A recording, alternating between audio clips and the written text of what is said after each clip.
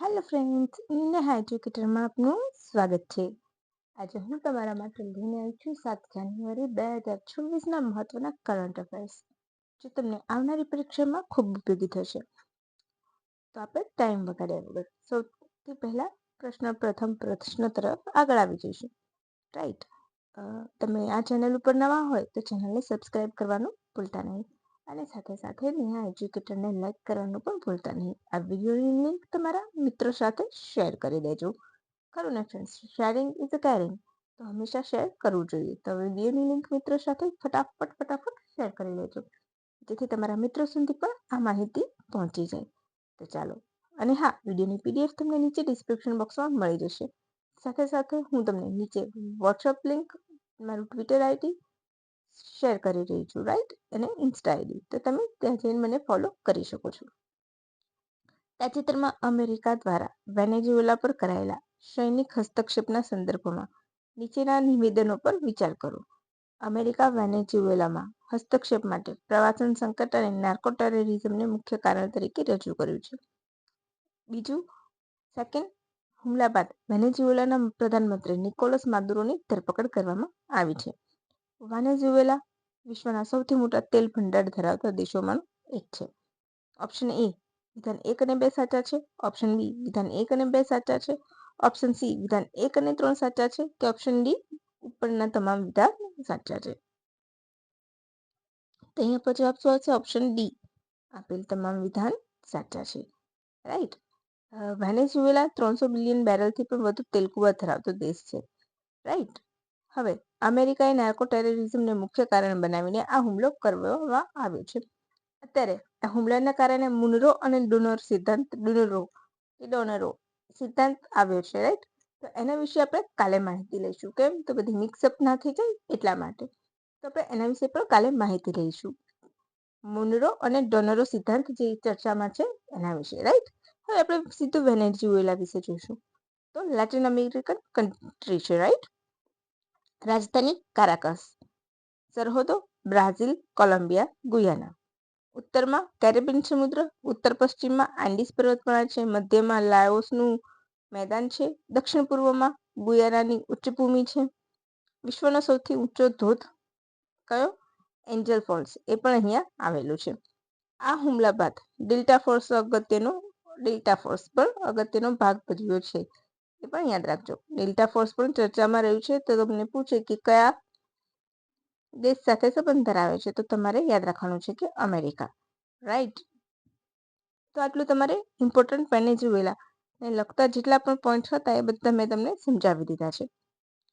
Right, હવે Columbia, તો આ પગલાની કોલંબિયાએ પણ ટીકા કરી છે. બરાબર છે, બાકી બધા દેશે કહ્યું છે, પણ એણે કડક શબ્દોમાં કોલંબિયા નાનો એકલો દેશ છે, પરંતુ એને ટીકા કરી લીધી છે. રાઈટ, હવે આ હુમલા પાછળ યુએન અને એના કારણે અત્યારે યુએનએસસીની એટલે કે યુનાઇટેડ નેશન સિક્યુરિટી કાઉન્સિલની એક આપાતકાલીન બેઠક બોલાવવામાં આવશે, કારણ કે મોટાભાગના લોકોનું માનવું છે કે આ ખોટું થઈ રહ્યું છે. રાઈટ, અને તમે વિચારો જસ્ટ કે બીજા દેશના પ્રધાનમંત્રીની ઉપર આધિપત્ય જમાવવા ધરપકડ કરે તો એ રિલાયેબલ નથી. રાઈટ, જીઓપોલિટિક્સની દ્રષ્ટિએ કારણ તો ગમે તે બતાવી શકાય છે. રાઈટ, એટલા માટે એને એક વખત વાત બી છે કે એવી હિંમત પણ જોઈએ. જેમ આપણે ઓપરેશન સિંદૂર સમેટી લીધું હતું એવી રીતના નથી આ. બરાબર, ચાલો, આપાતકાલીન બેઠક બોલાવશે આ. અચ્છા, તો હવે આપાતકાલીન બેઠક બોલાવી રહ્યું છે તો કોણ બોલાવશે? તો અત્યારે જે દેશ અધ્યક્ષતા કરતું હોય એ દેશ બોલાવશે. તો યુએનએસસી નું અધ્યક્ષ કોણ છે? અત્યારે સોમાલિયા છે.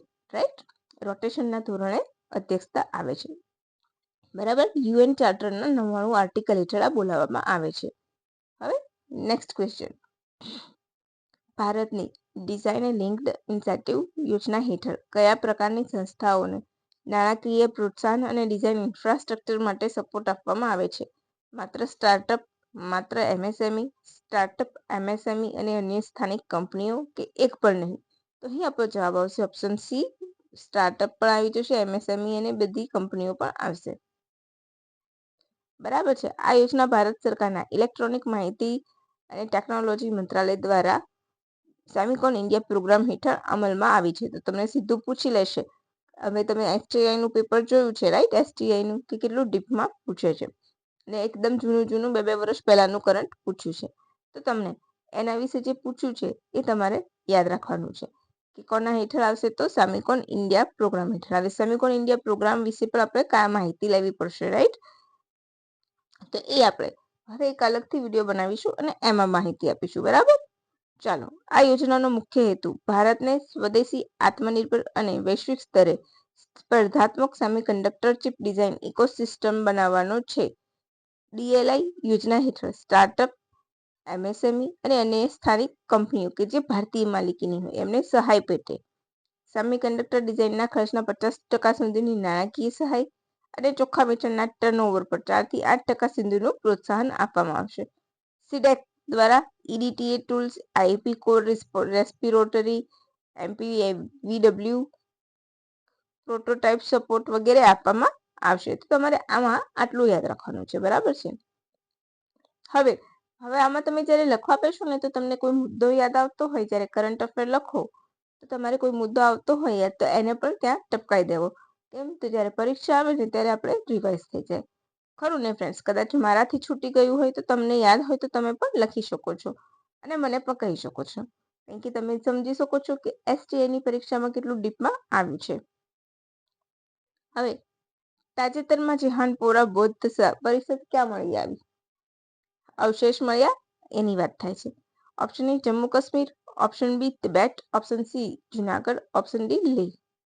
તો અહીં આપણો જવાબ આવશે ઓપ્શન એ, જમ્મુ કાશ્મીરમાં મળ્યું છે. રાઈટ?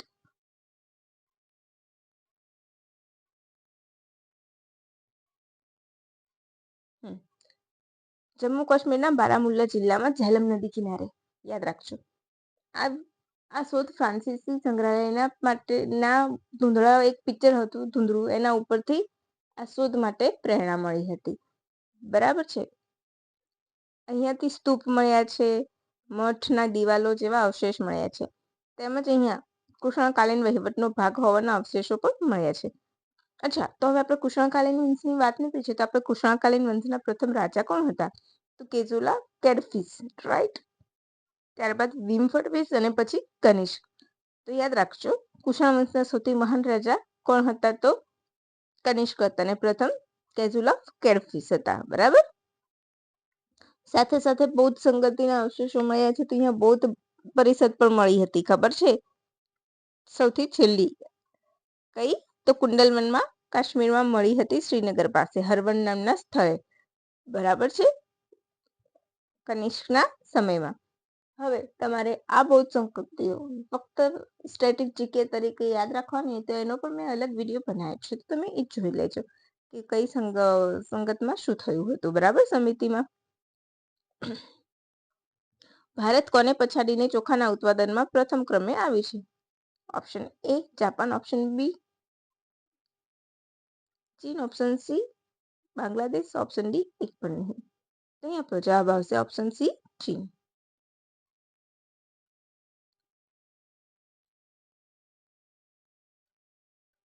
ઓપ્શન બી ચીન.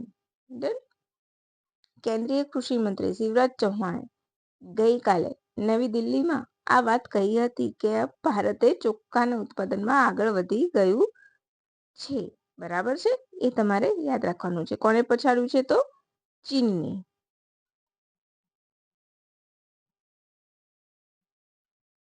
હવે કેન્દ્રીય કૃષિ મંત્રીએ આ જાહેરાત કરી હતી. 150 મિલિયન 18 મિલિયન ટન સુધી પહોંચી ગયું છે ભારતમાં. ચીનનું ઉત્પાદન 145 છે. કેમ આવું થયું હતું? જે જીનોમ એડિટિંગ ચોખા બનાવવામાં આવે છે એના કારણે. કોણે બનાવે છે?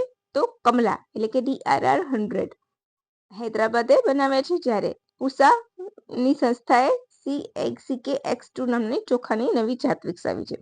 હવે અહીંયા આપણે ICAR શબ્દ આવે છે, રાઈટ? તો એનું પૂરું નામ શું આવશે? બોલો. તમારે મને એનું પૂરું નામ કહેવાનું છે. Indian council of agriculture research. Research, બરાબર? એનું પૂરું નામ છે. એનું હેડક્વાર્ટર ક્યાં છે, એની સ્થાપના ક્યાં થઈ હતી, એ તમારે મને કહેવાનું છે, બરાબર છે? અચ્છા, ચલો એક વસ્તુ હું તમને કહી દઉં છું. એનું જૂનું નામ શું હતું એ મને કહેજો, બરાબર? મેં તમને કરાવેલું છે. સ્થાપના થઈ હતી 1929માં, 16 જુલાઈના રોજ થઈ હતી. ICARની સ્થાપના 19 જુલાઈ 1929ના રોજ અંગ્રેજોના શાસન સમયે થઈ હતી. ત્યારે તમારે એનું મને નામ કહેવાનું છે, રાઈટ? આ મેં તમને મારા વિડીયોઝ જોતા હશો અને તમે નોટ ડાઉન કરતા હશો ને, તો તમને ખ્યાલ હશે કે મેં તમને કરાવેલું છે આના વિશે બહુ વખત. હવે આજનો છેલ્લો પ્રશ્ન. 26 જાન્યુઆરી ના રોજ પ્રજાસત્તાક દિનની પરેડ ક્યાં યોજાશે? કર્તવ્ય પથ પર. એમાં કયું દળ પ્રથમ વખત ભાગ લેશે? Paramilitary force, BSF, remount veterinary corps કે NCC? બોલો. અહીં આપણો જવાબ શું આવશે? રિમાઉન્ટ એવમ વેટરનિટી કોર્પ્સ પ્રથમ વખત ભાગ લેશે, રાઈટ? યાદ રાખજો. હવે પ્રજાસત્તાક દિન પરેડમાં 2026માં કર્તવ્ય પથ ઉપર પ્રથમ વખત ભારતીય સેનાની રિમાઉન્ટ એવમ વેટરનિટી કોર્પ્સનું પશુદળ પ્રદર્શન કરશે. આ દળમાં સેનામાં ઉપયોગમાં લેવામાં આવતા પશુઓની સંભાળ રાખવી, સારવાર કરવી, તાલીમ આપવી અને સંચાલન માટેની જવાબદારી આ દળ સંભાળે છે. સિમ્પલ છે. અત્યારે કોર્પ્સ દ્વારા પશુઓને સૈનિક કામગીરી માટે યોગ્ય બનાવવામાં આવે છે. આ દળમાં બેક્ટેરિયન ઊંટ છે, જાસ્કર પોણી છે, શિકારી પક્ષીઓ છે, સ્વદેશી નસલના તેમજ પારંપરિક કૂતરા, એ બધા આ કર્તવ્ય પથમાં થનારી પરેડમાં ભાગ લેશે અને જેની તૈયારી ચાલી રહી છે. ખરું ને ફ્રેન્ડ્સ? તો અહીંયા આપણું કરંટ અફેરનું વિડીયો પૂરું થાય છે. આજે હું બનશે તો જોરાવરસિંહ જાદવની પુસ્તકમાંથી પાર્ટ 4 હું મૂકી દઈશ, રાઈટ? તમે ચેનલ સાથે જોડાયેલા રહેજો. આ વિડીયોની પણ PDF મળી જશે અને જૂના વિડીયોની પણ PDF તમને મળશે. તો હું નીચે ડિસ્ક્રિપ્શન બોક્સમાં PDF લિંક શેર કરી દઈશ, તો એ પણ તમે જોવાનું ચૂકતા નહીં. તો ચાલો ફ્રેન્ડ્સ, હવે અહીંયા આપણે રોકાઈશું અને કાલે ફરી વધારાની માહિતી સાથે ફરી મળીશું. By friends, have a nice day and thank you for watching my video.